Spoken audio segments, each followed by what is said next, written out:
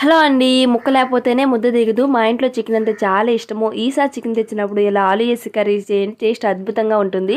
ఒక మిక్సీ జార్లో 1 table spoon ధనియాలు, హాఫ్ టేబుల్ స్పూన్ జీలకర్ర, దాల్చిని, స్టార్ ఫ్లవర్, ఇలాచి, కాజు, టమాటా, అల్లం వెల్లుల్లి వేసుకొని స్మూత్గా పేస్ట్ చేసుకోవాలి.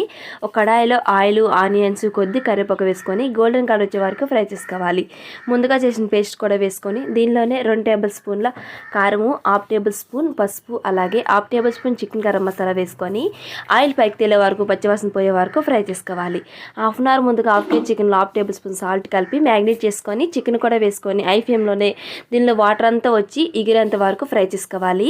1 బంగాళదుంపని తొక్క తీయకుండానే శుభ్రంగా వాష్ చేసుకొని పెద్ద పెద్ద ముక్కలుగా కట్ చేసుకొని వేసుకొని ఒకసారి కలిపి దీనిలోనే గ్రేవీకి సరిపడ వాటర్ కూడా వేసుకొని లో ఫ్లేమ్లోనే మూత పెట్టేసి 45 మినిట్స్ కుక్ చేసుకుంటే లాస్ట్లో సాల్ట్, కొత్తిమీర వేసుకుంటే టేస్టీ అయిన ఆలు చికెన్ కర్రీ అయితే రెడీ అయిపోయింది. రొట్టెలోకి అయితే సూపర్గా ఉంటుంది. మీరు ఒకసారి ట్రై